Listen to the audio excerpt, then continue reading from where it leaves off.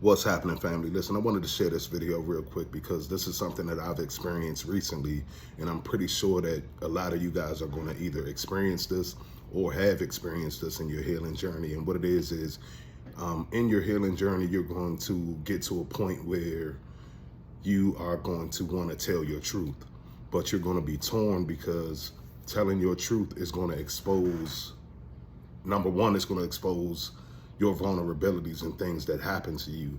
And you're going to, it's kind of embarrassing sometimes to talk about some of the things that people have put you through or you have allowed in your life. So that's like the number one thing.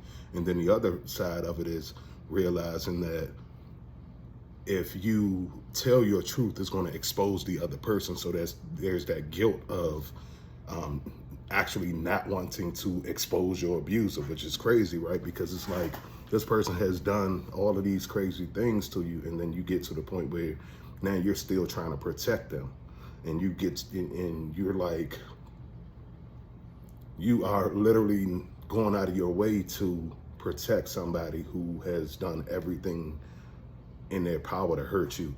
So I feel like that's a lot of what the narcissist wants you to do. I feel like they don't want you to tell your story. Number one, they want to keep you pigeonholed into their cycle of abuse. But then on the flip side, it allows them to keep their mask alive as long as no one else around you can see what really happened. So I feel like I knew I was going to get to the point where I was going to tell my story, not because I wanted to expose her, but because I wanted my son to know the truth about his father. I wanted my son to know the truth about, and not only that, I felt like my family didn't deserve a lot of the things that happened in that situation.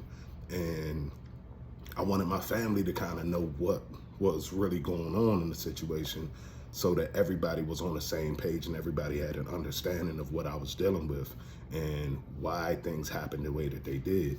So that was two of the things that I was kind of torn on.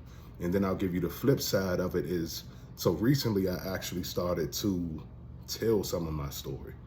And normally I have never shared anything about my story except with you guys here on the channel.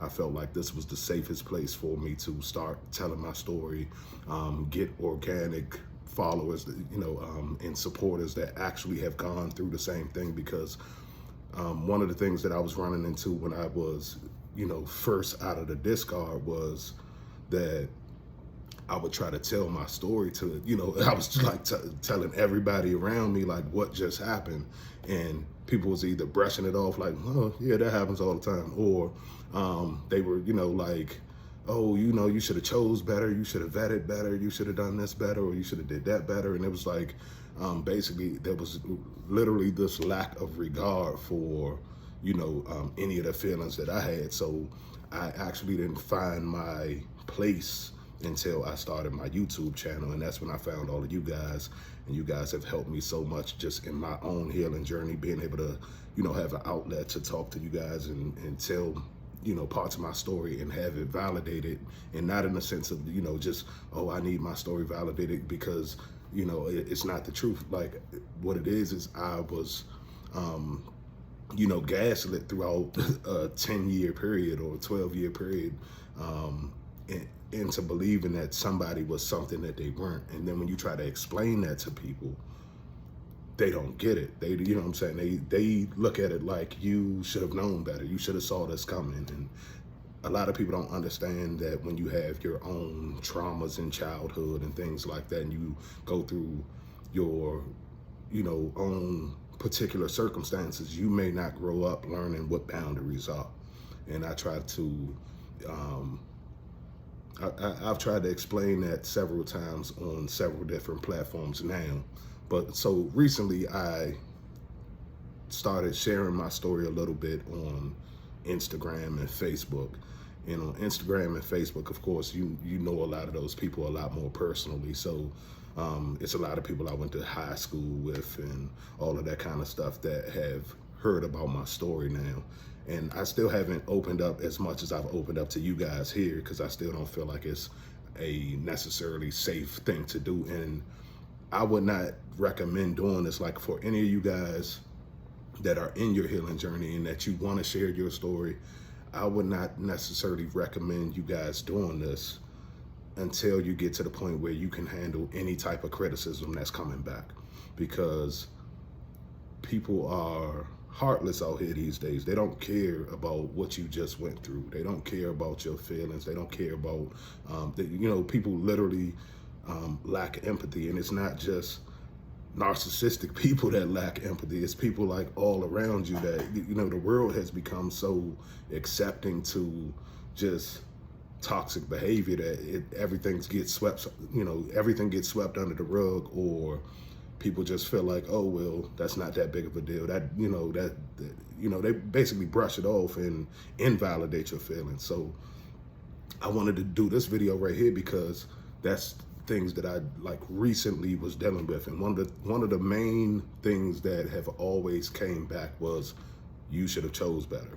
Well, that's due to your selection. You should have had a better you should have had a better picker, or and one thing that I noticed is a lot of those comments come from women that have shown interest in me, and maybe I did not reciprocate that at that time. Maybe because I was in a relationship. I could have been in a relationship with the narcissist or something like that. So maybe it was one of those situations where I did not reciprocate that energy to them. And I feel like it was taken bitterly. And now that I'm telling my story, it's like, see, I told you so. You should have been with me. It's kind of that type of thing. And I'm like, man, I'm like literally pouring my heart out, and not only pouring my heart out, I'm trying to educate you guys at the same time to let you know that it's people out here that's like this. I had no idea. It took me 40 years almost. It took me 38, 39 years for me to figure out that there were people in the world like this. So I just wanted to drop this video right here because, like I said, I know it's going to be some of you guys that are you guys are torn. You're in a situation where you're like, I don't want to, expose my own personal business and embarrass myself. And then you don't want to expose the other person and embarrass them.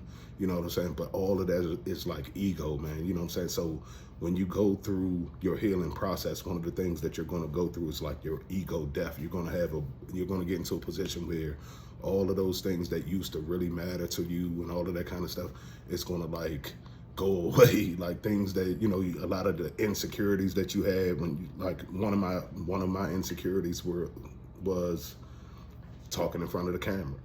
And the more and more I got through my healing journey, the more comfortable I was talking in front of the camera, even with you guys.